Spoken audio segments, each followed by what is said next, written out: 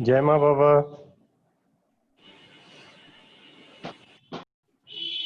आदरणीय प्रातस्मरणीय सद्गुरु श्री श्री आनंदमयी माँ के असीम कृपा से आप सब माँ के भक्तों के साथ माँ के वाणी का परिशीलन करने का एक सौभाग्य मुझे प्राप्त हो रहा है। बहुत खुशी की बात है ये। ऐसे वाङ्मयी माँ ये जो है एक दृष्टि से इसको अगर हम देखेंगे तो ऐसा ही लगता है इसमें कुछ विशेष बात नहीं है, लेकिन जैसे इसी का सखोल अध्ययन करने लगेंगे तो ध्यान में आता है कि अनेक उपनिषदों के तत्वज्ञान, पुराण ग्रंथों के तत्वज्ञान, स्मृति ग्रंथों के तत्वज्ञान इसमें पूरेपूर मिल गए हैं। इसलिए इस वाङ्मयी माँ का अध्ययन करने में और वो भी माँ के भक्तों के साथ मुझे बहुत खुशी हो रही है। शुरू में थोड़ा सा माँ का भजन करेंगे।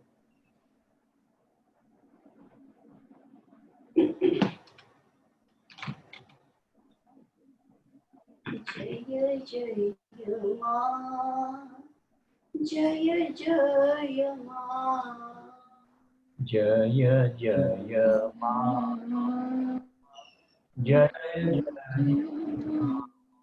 आनंदमयी माँ की जय, सब संतन की जय।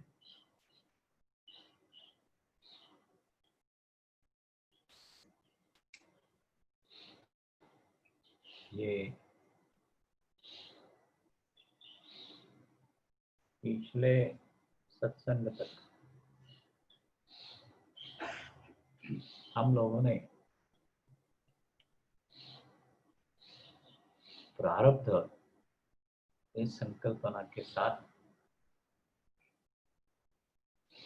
कुछ विशेष बातें देखी थी। उसी प्रकार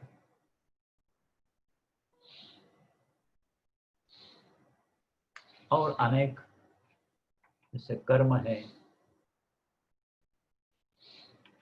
कृपा है,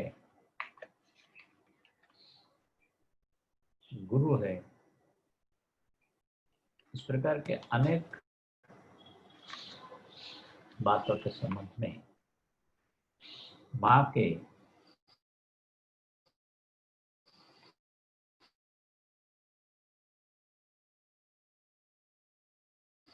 वाणी का वो परिपूर्ण है ऐसी बात नहीं है, लेकिन इतना तो जरूर कह सकते हैं उसका विवरण अपने अपने बुद्धि से किया जाता है, लेकिन वाणी तो माँ की है, इतना जरूर। और कोई अन्य विचार लेके उसका विवेचन ऐसा तो नहीं किया है।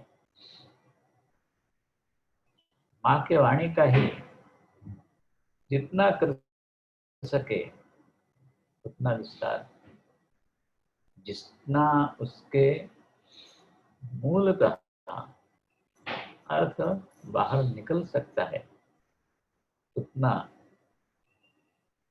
निकालने की माँ की कृपा से कोशिश हुई है। खास करके प्रारब्ध संबंध में अनेकों ने पृच्छा की है, लेकिन मेरे विचार से प्रारब्ध के संबंध में सब कुछ विवरण हम लोगों ने किया है। जो शंका के रूप में उपस्थित किया जाता है उसका भी विवेचन हम लोग कर चुके हैं। तो अगर इस प्रकार किया जाए, इस विवेचन को अगर वो लोग फिर से देखेंगे तो उनको उनके सवालों का जवाब मिल जाएगा। अगर नहीं मिलेगा और भी उसमें कोई शंका रह गई तो हम लोग जरूर उसका विचार करेंगे।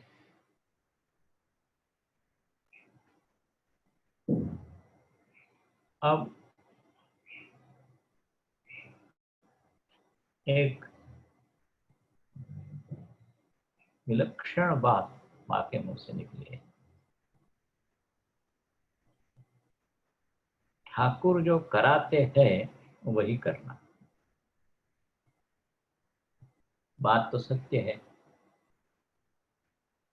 तो यहाँ मन में एक बात आती है, ठाकुर जो कराते हैं वही करना। ठाकुर सब ही तो ठाकुर ही कराते हैं, और उसे करना और न करना ये सामर्थ्य तो किसी में नहीं है। अगर माँ ऐसा क्यों कर रही है? ठाकुर जो करते हैं कराते हैं वही करना। तो जो कराते हैं माने तुमसे जो किया जाता है, भगवत इच्छा से तुम में से जो कार्य हो जाता है वही करना है।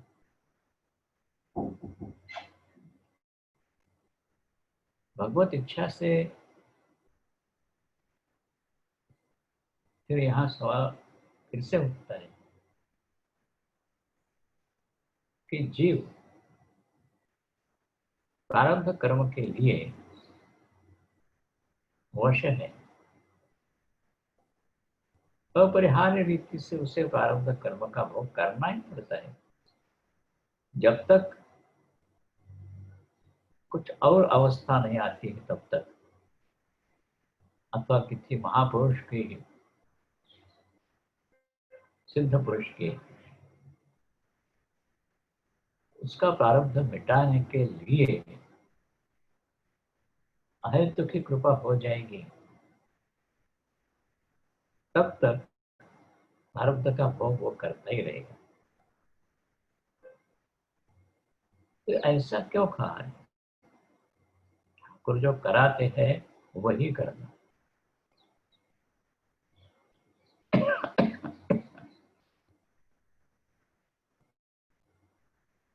इसका अर्थ थोड़ा अलग है।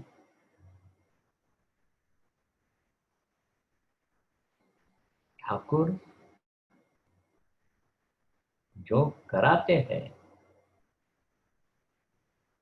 इसके बदले जो करते हो वो ठाकुर ही कराते हैं, ऐसा इसका अन्वय होना चाहिए। क्योंकि तुम जो करते हो वो ठाकुर ही कराते हैं।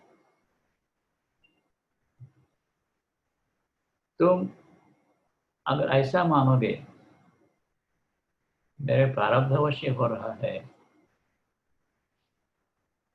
तो ये भी ठीक नहीं है। इसका विवेचन पूर्व में हम लोगों ने किया है। बात तो यही है जो कुछ इस विश्व में जो कुछ होता है वो भगवान ही कराते हैं। और तुम जो समझते हो अहं कर्तृत्व बोध से, ये मैंने किया, ये मैंने किया, ये मैंने किया, ये गलत बात है। तो ये ही मानना चाहिए भगवान हमसे कराते हैं, करवा रहे हैं, और मैं जो करता हूँ वो ही करता हूँ। अहंकार छोड़कर हमें यही मानना चाहिए कि भगवान जो कराते हैं वही मैं कर रहा हूँ। आगे तो एक विलक्षण बात कर रही है। शुभ मुहूर्त में एक कृपा करके एकनिष्ठ होकर क्रिया में वृत्ति रहना।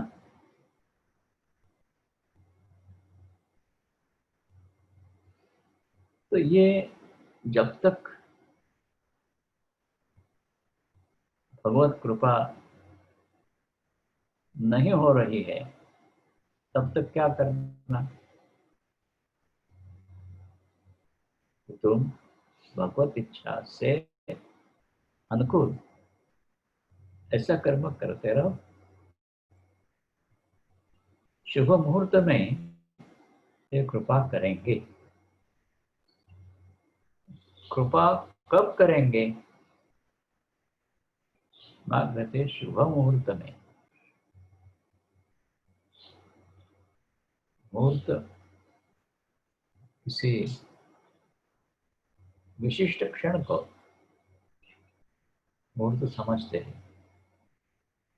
ग्रहों की स्थान स्थिति अथवा अन्य तिथि वार आदि अनेक घटनाएं, इन सब को मिलकर जो एक पवित्र क्षण उत्पन्न होता है, दिखाई देता है। इस क्षण में किया गया कार्य निश्चित फलद्रुप होता है, उसे मुहूर्त कहते हैं। तो जब तक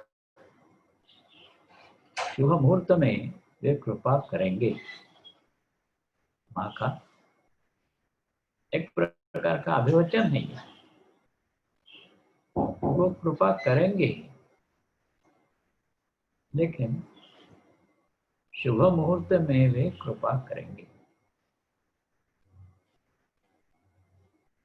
तो भगवत कृपा का शुभ मुहूर्त कौन सा है? जैसा गृह शांति का मुहूर्त होता है, घर बांधने का ये मुहूर्त होता है, लग्न का मुहूर्त होता है, इस प्रकार अनेक मुहूर्त होते हैं। उसी प्रकार भगवत प्राप्ति का मुहूर्त कौन सा है? किस दिन में होती है, किस महीने में होती है,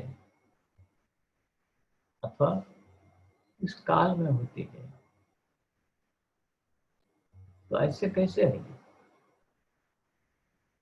शुभ मुहूर्त में वे कृपा करेंगे, आश्वासन तो दिया, लेकिन ये मुहूर्त कौन सा है ये बताया नहीं। मैं इतना ही कहती है, शुभ मुहूर्त में वे कृपा करेंगे। शुभ का अर्थ हम जानते हैं, तिथि वार नक्षत्र आदि आदि सब जितने पंचांग हैं ये सब अनुकूल रहेंगे, उसे हम शुभ मानते हैं। तो शुभ मुहूर्त में वे कृपा करेंगे। इसका मतलब भगवान जिस क्षण को हमारे अगले पूर्ण जीवन के लिए हमारे पूर्व कर्मों का फल संचित पूर्ण दग्ध हो जाएगा, उसी को शुभ मुहूर्त कहा है।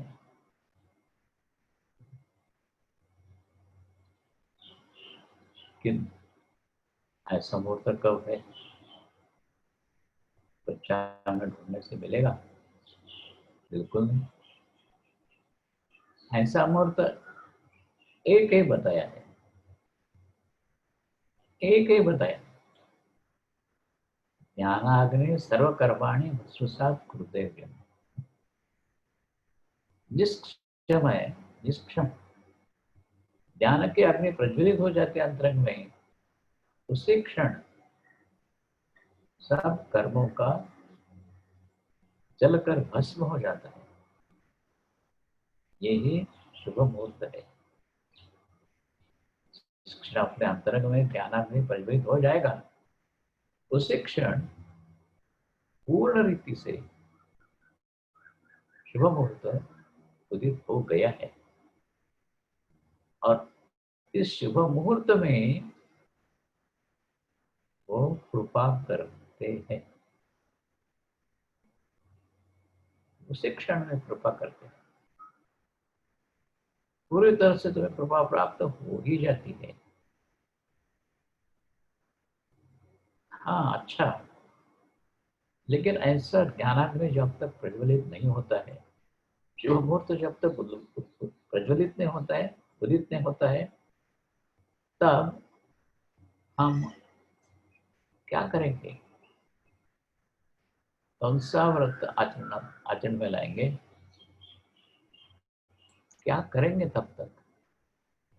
माँ कहती है, एक निष्ठ होकर क्रिया में व्रती रहना। एक निष्ठ होकर का अर्थ ये है कि जो इष्ट तुमने माना है, जो गुरुदेव तुमने माने हैं, जो मंत्र आपने दिया है, अथवा इसी प्रकार जिस किसी से आप अपने को जुड़ा रहे हैं, उसी के साथ एक निष्ठ रहना। एक निष्ठ का अर्थ होता है एक माने एक, नी, ये एकत्रित बंधन जिसको किया जाता है उसको नहीं करते। जैसे निबंध है, अनेक विचारों को जहां एकत्रित बांधा जाता है वो निबंध है। इसी प्रकार एक अनेक तो हो नहीं सकते, इसलिए एक नी माने इसी के साथ सब विचार इकट्ठे करके, और स्ठ जो है वो एक नी के साथ है, इसलिए एक निष्ठ हो गया।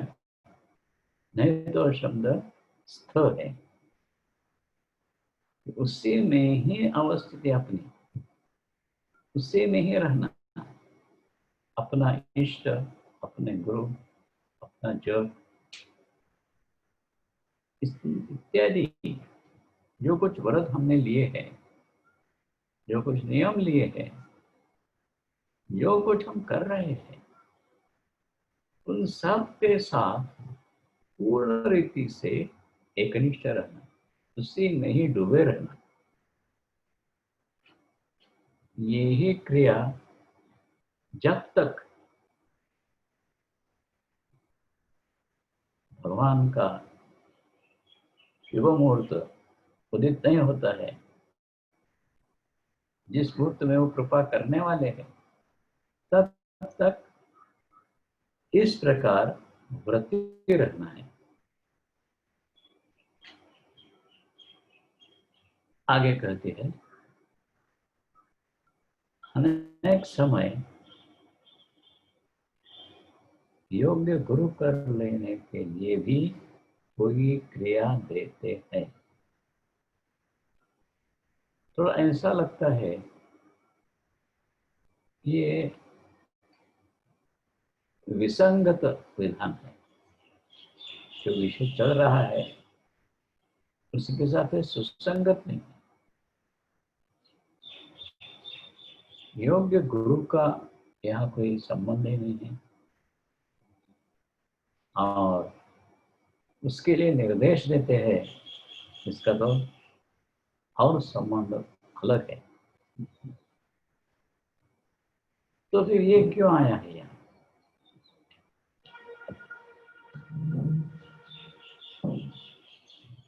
अनेक समय, अब इसका संबंध हम इससे जोड़ देंगे। शुभ मुहूर्त उदित होने वाला है। माँ अथवा भगवान कहो, ऐसा शुभ मुहूर्त उदित हो रहा है तुम्हारे जीवन में, लेकिन किसी वजह से तुम अन्य किसी के साथ ऐसे जुड़े हुए,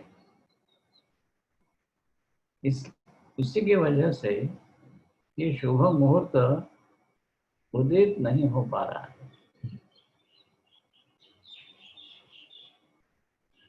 खास करके जो साधक है उनके जीवन में हम लोग देखते हैं, इस बात को बार बार देखते हैं। कभी किसी के साथ जुड़ जाते हैं, कभी किसी के साथ, किसी के बाद दीक्षा भी लेते हैं, कभी किसी से जो कुछ कहा गया है उसी का ही पालन कर रहे हैं। और माँ का ये जो आदेश है, एकनिष्ठ होकर क्रिया में वर्ती रहना, तो यहाँ इस गुरु के साथ अथवा उन्होंने जो मंत्र दिया है उसी के साथ, अथवा वो जो बताते हैं कहते हैं उसी के साथ एकनिष्ठ रहते हैं साधक। उनकी गलती नहीं है, दैववशात इस प्रकार के परिस्थिति में आप बैठते हैं। ऐसी स्थिति में भगवान अनेक समय योग्य गुरु कर लेने के लिए भी कोई क्रिया देते हैं। ऐसे कुछ क्रिया देंगे, जो क्रिया भगवान देते हैं वो किए बिना कोई रह भी नहीं सकेगा, अपरिहार्य रीति से करना ही पड़ेगा उसको। तो इसी प्रकार क्या होता है ये कि ऐसा अगर कोई गुरु के चंगुल में फंसेगा, एक उदाहरण हम लोगों ने 2-3 दिन पहले देखा है कि जो एक लड़की कृष्ण मंत्र मिला था उसे, लेकिन बाद में गुरुदेव के मन में कुछ विलक्षण अभिलाषा उत्पन्न हो गई उस लड़की के साथ शादी करने की। वो तो बहुत घबरा गई, माँ के पास आई। माँ ने कहा, देखो मंत्र जो दिया है, मंत्र मिला है, उसी का जप करो, उसमें क्या हर्ज है। लेकिन वो जो बाकी कहते वो करना नहीं, उसके साथ शादी करो, फलाना करो, नहीं नहीं, बिल्कुल नहीं। वो जो कहते हैं ना ज्ञान की बातें, मैं और तुम एक ही हूं, सब ठीक है, उसको उनके पास रहने दो। ठाकुर का चिंतन करते रहो, जप करते रहो, और जब तक योग्य समय नहीं आता है ईश्वर के पास आके रहो। सब पूरा प्रसंग हम लोगों ने देखा है। आश्रम में इस बात को लेकर कैसी गड़बड़ हो गई थी, ये गलत है ऐसे कोई कोई कहते थे। देखो कितनी अजीब बात है, माँ तुम गलत कर रही हो ऐसा कहने का साहस कौन कर सकता है? लेकिन साहस किया है उन्होंने, लेकिन माँ क्रुद्ध नहीं उससे। मुझे गलत कर रहे हो? नहीं, उनके हर एक सवाल का शास्त्र दृष्टया जवाब दिया है।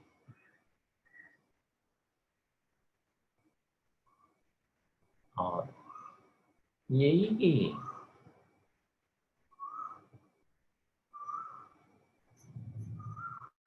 योग्य गुरु कर लेने के लिए भी कोई क्रिया देते हैं। एक घटी हुई घटना मैंने जो अनुभूत की है उसे बताता हूँ।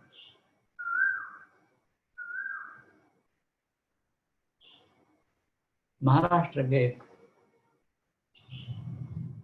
साधु थे, संत संत रामदास स्वामी जी का जो ग्रंथ दासबोध, उसी के ऊपर उनका बहुत बड़ा प्रभुत्व था। उनकी वाणी भी बहुत अद्भुत, प्रवचन देते देते रहते लोग सुनते सुनते लोग मुग्ध हो जाते थे।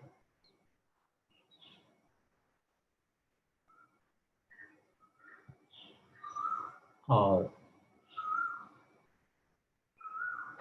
उनको ज्योतिष के अनेक विद्याएं मालूम थी। इसकी वजह से भी लोगों के ऊपर उनका प्रभाव पड़ता था।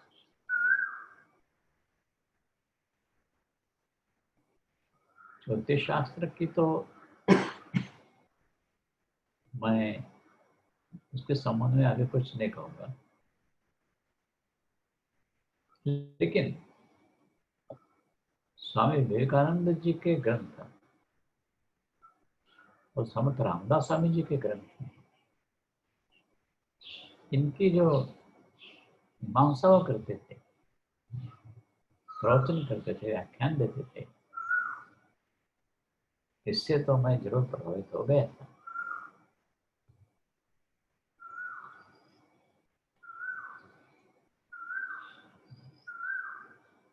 माँ के साथ जब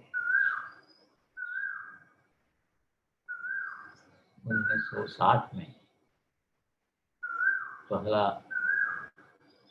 दर्शन माँ का हो गया, उसके बाद हमने अपने को पूरी तरह से माँ से समर्पित कर लिया।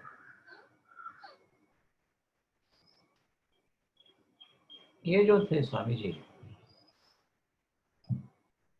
नाम बताना या नहीं बताना थोड़ा सा संदेह है मन में, लेकिन ठीक है, उनको जानने वाला शायद कोई नहीं होगा यहाँ, इसलिए नाम भी बताता हूँ।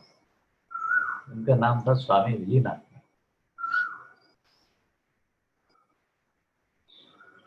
तो मैं जब जो कोल्हापुर आते थे मुझे खबर दे देते थे, मैं उनके दर्शन के लिए जाता था। उनके दासबोध के और स्वामी जी के जो अभ्यास वर्ग चलते थे उसमें मैं समाविष्ट हो जाता। और मन ने एक प्रकार से ऐसा आनंद आता था स्वामी जी के विचार सुन के, दासोल सुनकर। तो बार बार जब जब वो आते थे कोल्हापुर में, साल में 3-4 बार तो आते थे, और आने के बाद महीना 2 महीना, कभी कभी 3 महीना भी रहते थे। तो उनका रहने का ठिकाना कोल्हापुर में मैं रहता था मेरे माता पिता के पास, तो वहां से ज्यादा दूर नहीं था, तो हाँ हम जाते थे। लेकिन हम जब माँ के पास आए,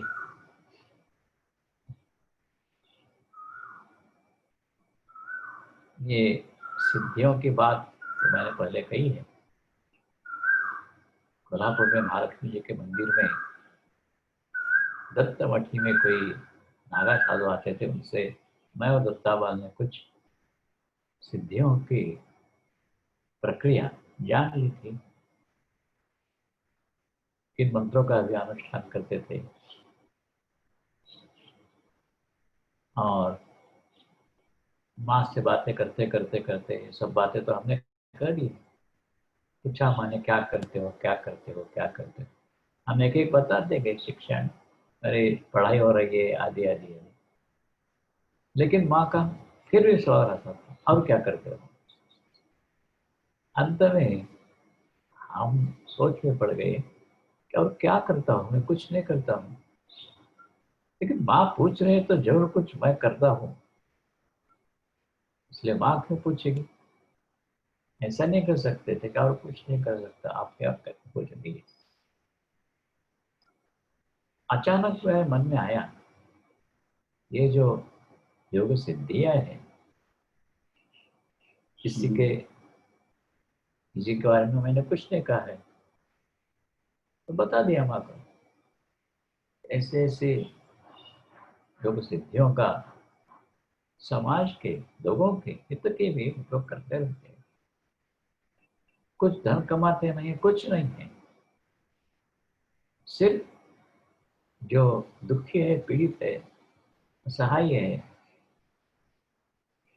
उनकी कुछ सहायता करता हूँ। माने एकदम करे, बंद करो ये। मन में आया, बंद क्यों करेंगे। अनेक साधु महात्मा तो इस प्रकार लोग भी सहायता करते हैं। लेकिन माँ ने कहा उसका तरीका अलग है, हमें वो सिखाओ। मैंने कहा सिखाने से आता नहीं वो तरीका, अपने आप आता है। ये जो अपने आप आता है माँ का कथन है, इसका मैं यह संदर्भ ले रहा हूं।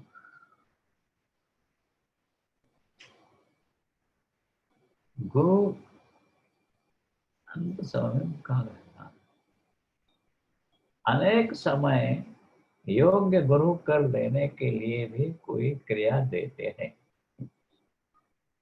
इस विवेचन के लिए मैं ये बता रहा हूं। ये चल रहा था, मन ही मन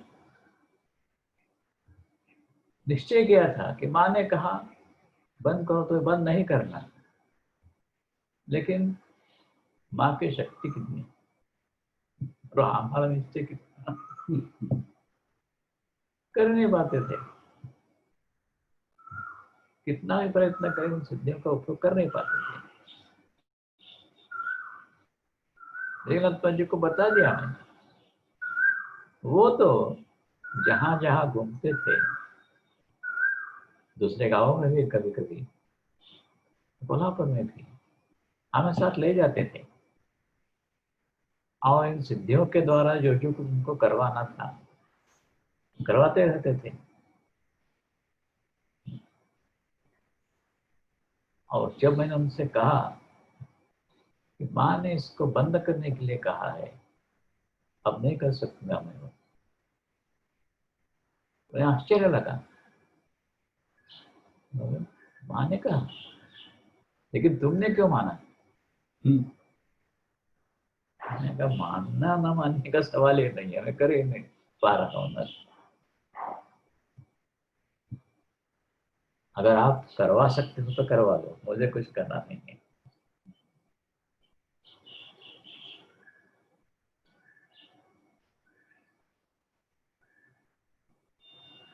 लेकिन ये बात वहां तक रही।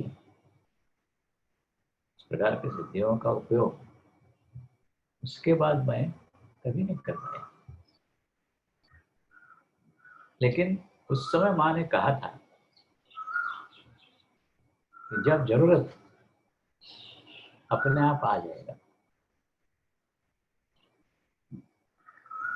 उन सिद्धियों में से ऐसी प्रक्रिया थी जो दूसरे के मन की बात पूरी तरह से जान सकते थे, क्या चल रहा है इसके मन में। अथवा चुपचाप बैठ रहा है, हम लोग चुपचाप बैठे हैं, तभी भी उसके मन में कौन कौन सी बातें उसके पूर्व आयुष्य की है, ये सब जान सकते थे।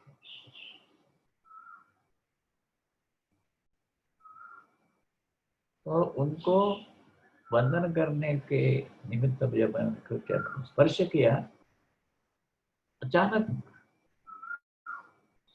वो सिद्धि प्रकट हो गया और उनके जीवन के सब कुछ, पूरा इतिहास क्षण क्षण का, मानो मेरे मन की बात है ऐसा उत्पन्न हो गया मेरे मन में। चित्र उत्पन्न हो गया उनके पूर्व आयुष्य का और मैं चौंक गया, इतना भयानक पूर्व आयुष्य जो समर्थ रामदास स्वामी जी के प्रवचन का अभ्यास स्वामी विवेकानंद जी के बारे में इतनी अपार श्रद्धा दिखाने वाले, लेकिन उनके जीवन में इतनी घटिया बातें, क्षण भर विवश हो गया, मैं विश्वास नहीं रख सकता था।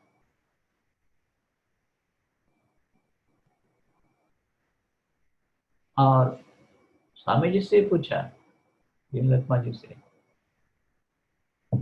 कि ये तुम्हारे आयुष्य में हुआ है।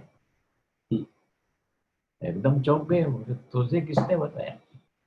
किसने बताया? बात छोड़ देंगे, ये गलत है या ठीक है? तो कह सकते थे गलत है, लेकिन ये माँ की कृपा है, कह नहीं पाए। देखो अशोक, पूर्व आयुष्य में सब हुआ है, इतनी घटिया बातें, तो छोड़ दो सबको, आगे देखना है कि मैं इससे संतुष्ट नहीं हुआ इस जवाब से। इस क्षण तक इनके मन में क्या है ये जान रहा था।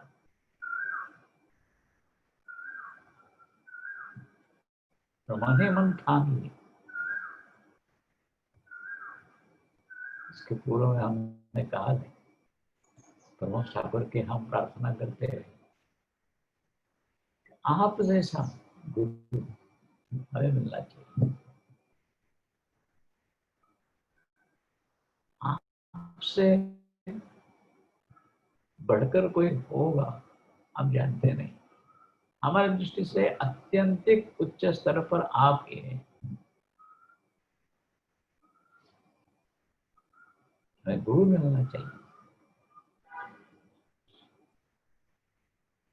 तो वो जो बात है, फिर वो खोज शुरू हो गई कि इस प्रकार हमने किस किस प्रकार इस बात को चलाया, उठाया, फिर माँ से निवेदन किया, फिर इसका निराकरण कर लिया, ये शरीर किसी का गुरु नहीं है, अंततः तो मां से कैसे दीक्षा मिली, ये सब बातें हम लोगों ने इसके पूर्व में देख ली है। तो ये वाक्य देखो, अनेक समय योग्य गुरु कर लेने के लिए भी कोई क्रिया देते हैं, वो यही है। योग्य गुरु मिलने के लिए योग्य क्रिया देते हैं। ये जो ऐसे एक व्यक्ति जीवन में आके बैठी थी, जिसे हाँ गुरु तो मैं मानते थे, बात सही है, लेकिन एक महात्मा मानते थे, और उनकी सलाह से आध्यात्मिक जीवन में कुछ काम चलता था, तो उससे जीवन से हटाना अत्यंत आवश्यक है। किस भूत रीति से माने हटाए, देखो ऐसा नहीं, वो कह सकती थी कि देखो ये जो व्यक्ति स्वामी जी को भी जी को उनके मार्गदर्शन में ले गए थे एक बार, ये जो है ये ऐसे ऐसे इनका पूजन में ऐसा ऐसा है, इनकी संगत नहीं करना है, कह सकती थी, लेकिन नहीं, जिसको जिस प्रकार से अनुभव देना है वो ही अपने अपना है, कोई क्रिया देते हैं। बहुत बार मैं इसको देखता हूँ, माँ के कथन में जितने विचार हैं ना, वो हमारे जीवन से मिलते हैं। सिर्फ मेरे नहीं, मेरा निश्चय है, खात्री है कि बहुत साधकों के जीवन में जो कुछ घटता है ना, उसी के साथ पूरी तरह से मेल खाती है बाकी होती है। ये सिर्फ सैद्धांतिक रीति से कुछ वर्णन नहीं है, ऊपर का सब जो है सैद्धांतिक है। ठाकुर जो कराते हैं वही करना है। शुभ मुहूर्त में वे कृपा कर गए, एकनिष्ठ होकर क्रिया में वृत्ति रहना, जब तक वो होते तो वो वृत्ति रहना। ये सब ग्रंथों में जैसे विचार देते हैं, इस प्रकार के विचार है, लेकिन ये इस प्रकार के जो है सिर्फ यहाँ नहीं, और अनेक जगह हम लोग देखते हैं। हमारे जीवन में जो सही बात है कि माँ ने जो की है, उस बात का दिग्दर्शन हो जाता है।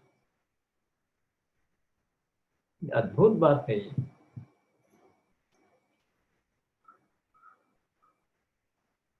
तो प्रतीक्षा कब तक करना?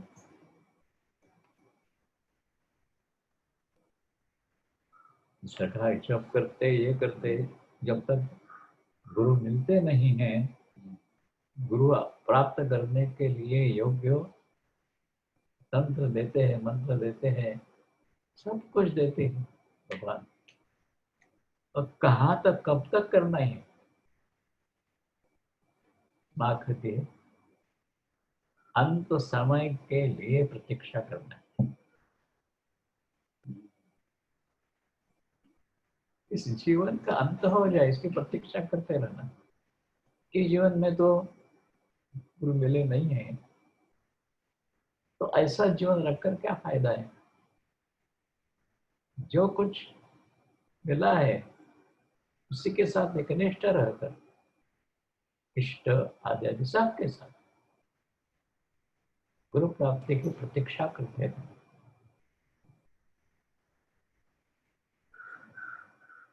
भगवान के स्पर्श का लक्ष्य लेकर ही बैठना,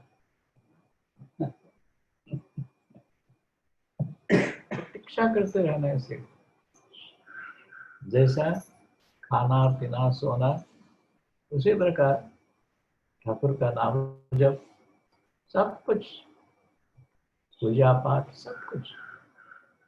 ऐसा नहीं कितना दिन मैंने करना है, ये देखो इतना दिन कर रहा हूं, अभी तक कुछ हुआ नहीं है। अपने अंत समय की प्रतीक्षा करना।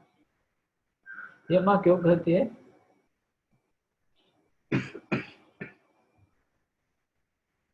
भगवान के स्पर्श का लक्ष्य लेकर ही बैठना। आगे का वाक्य जो है उसको बहुत महत्व है। पहला वाक्य जो है ना, अंत समय के लिए प्रतीक्षा करना,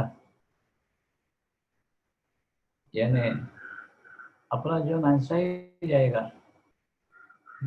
अंत समय तक इसे प्रतीक्षा ही करते रहेंगे। ऐसा निराशा का विचार किसी के मन में आ जाए तो गलत रहेगा। ये अंत समय की प्रतीक्षा क्यों करना है? एक बात बताऊं आपको,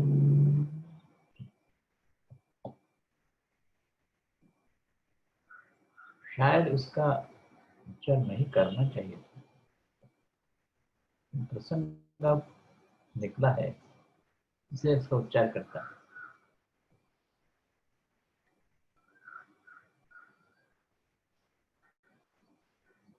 श्री विद्या के संदर्भ में मां से कई बार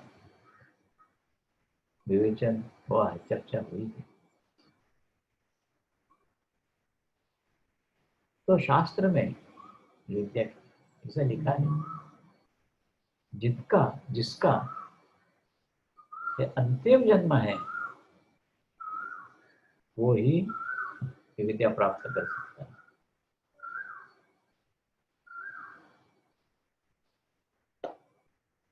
आपने पूछा अंतिम जन्म है माने आत्म साक्षात्कार जन्म होने वाला है उसको, इसलिए अंतिम जन्म कार्य है। तो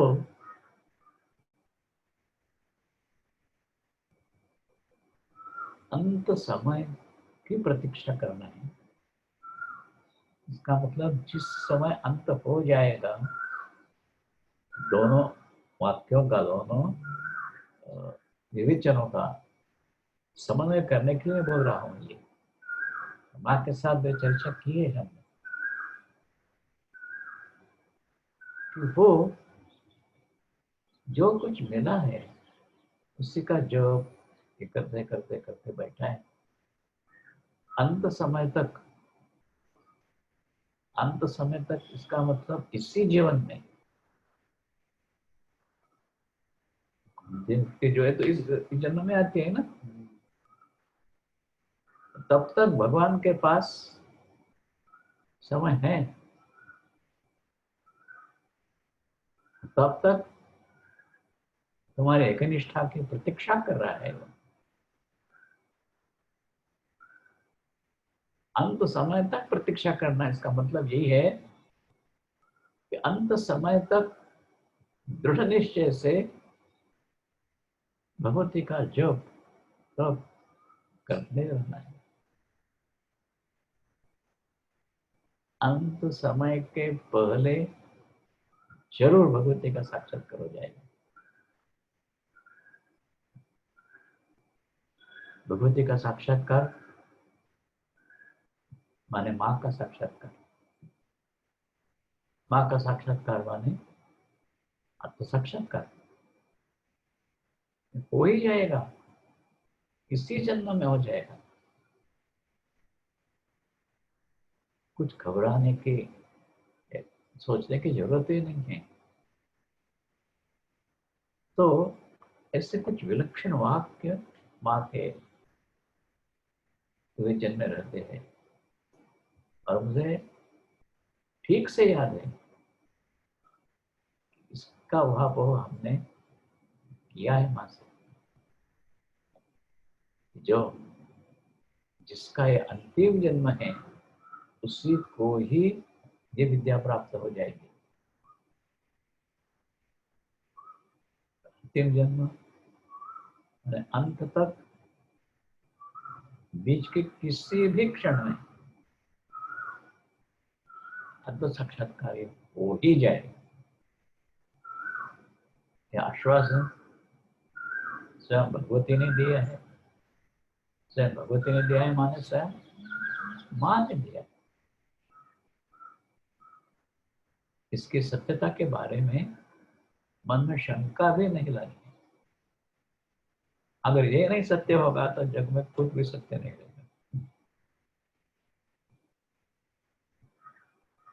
तो अंत समय के लिए प्रतीक्षा करना, भगवान के स्पर्श का लक्ष्य लेकर ही बैठना।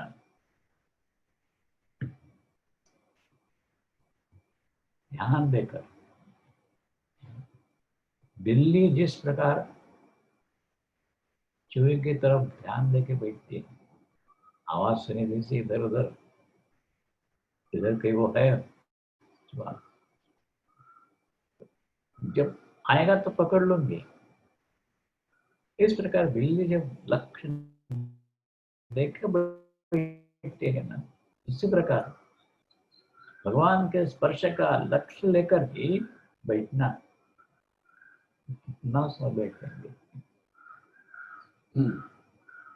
साल 2 साल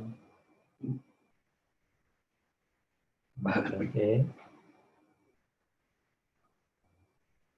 भगवान के स्पर्श का लक्ष्य लेकर ही बैठना, जब तक जवाब न मिले।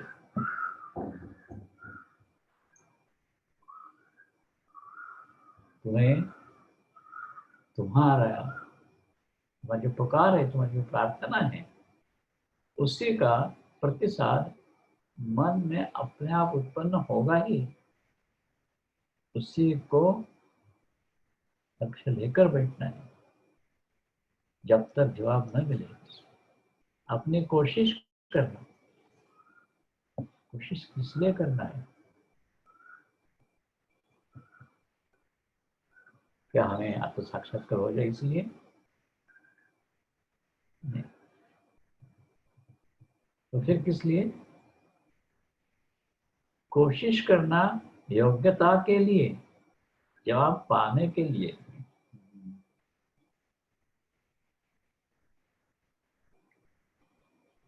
इतनी कोशिश करना, इतनी कोशिश करना, पूरा दिन मां में ही समाविष्ट होते हैं। बातें करेंगे वो भी मां की, जब करेंगे तो वो भी मां का, खाएंगे पिएंगे वो भी मां का प्रसाद।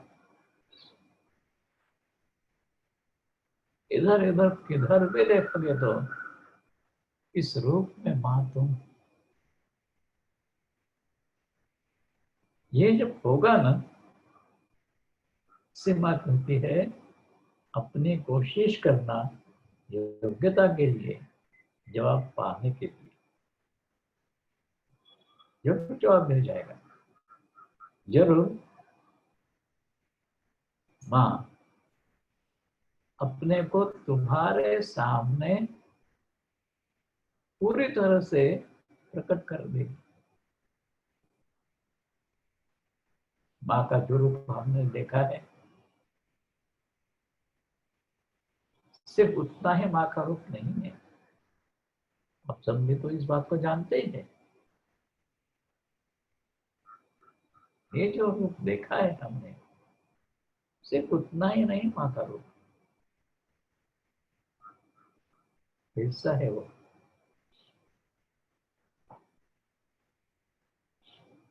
मां के शब्द में अगर कहना है ना, जो कुछ है मैं ही हूं। जो कुछ है इस दुनिया में, इस शरीर को छोड़कर और कुछ नहीं है।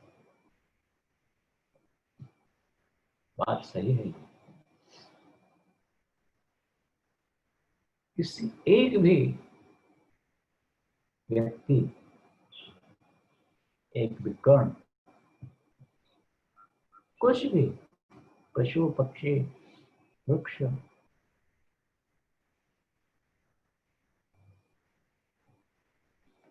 माँ का स्वरूप नहीं है, कर नहीं सकते।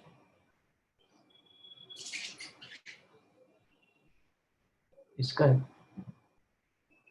विलक्षण अनुभव माँ के भक्तों को आया।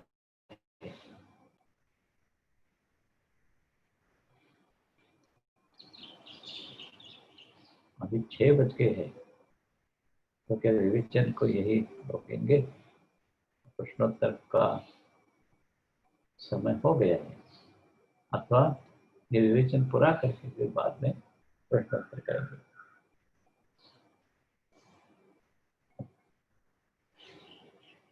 माँ के आश्रम के एक कर्मचारी हमेशा माँ ने जो कुछ मंत्र दिया है, जप दिया है, उसी का जप करना और आश्रम की सेवा करना, कुछ बोलना नहीं, कुछ सवाल नहीं करना, कुछ नहीं, जैसा समय मिले वैसा जप करना और बाकी का समय पूरी तरह से आश्रम के सामने रहना। एक दिन भगवत गीता का विवरण किसी के द्वारा सुन रहे थे, उसमें भगवान के विराट स्वरूप का वर्णन किया।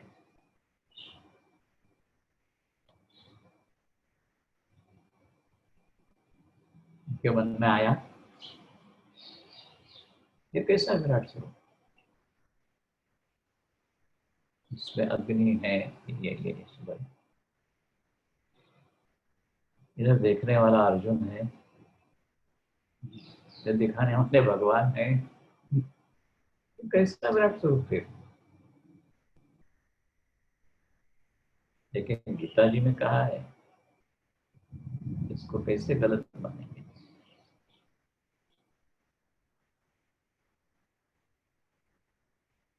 माँ के पास आए, माँ से प्रश्न किया, माँ ये विराट स्वरूप क्या है? मैंने सिर्फ देखा उनकी तरफ। माँ कहती कि बाबा अभी तक कुछ सवाल नहीं पूछा, आज ये कैसे उत्पन्न हो गया? उसके ऊपर भी कुछ जवाब नहीं, चुपचाप बैठे। उनके मन में आया कि अपन हमने शायद गलती की माँ से ऐसे सवाल करके, अपने अपने काम में लगे। दूसरे दिन उठकर प्रातः विधि के लिए जा रहे हैं।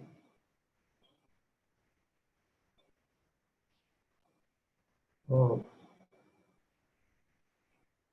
हाथ में लोटा लेके जा रहे हैं, एक जगह बैठ गए, लोटा रखा सामने, प्रातः विधि के लिए बैठ रहे हैं, तो देखते सामने माँ एकदम चौंके उठ गए, किसी गलत जगह में बैठ रहा हूँ। दूसरी जगह जाके बैठे, सामने वहां सिर्फ इधर उधर भटके खूब, लेकिन हर जगह जहाँ जाएंगे वहां जाएंगे हम आसान। फिर बाद में एक किया उन्होंने, अब जाएंगे वापस, ऐसे ही जाएंगे,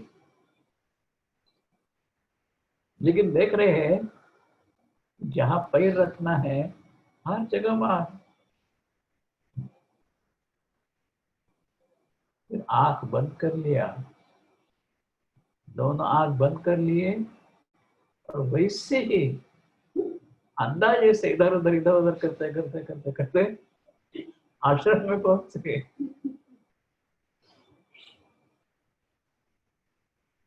उनको देखकर ही माँ पूछती है, बाबा क्या देखा आपने, क्यों घबरा गए हैं? उन्होंने साष्टांग प्रणाम किया और कहते हैं, स्वयं विराट स्वरूप होकर भी अपने को छिपा रही हो।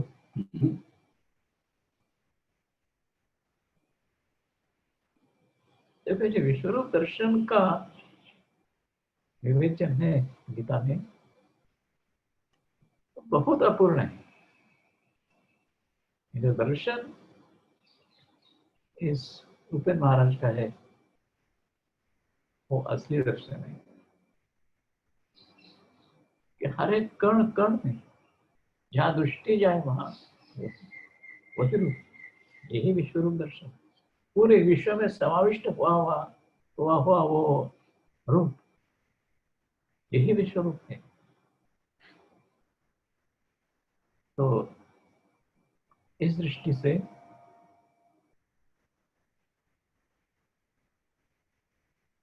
भगवान के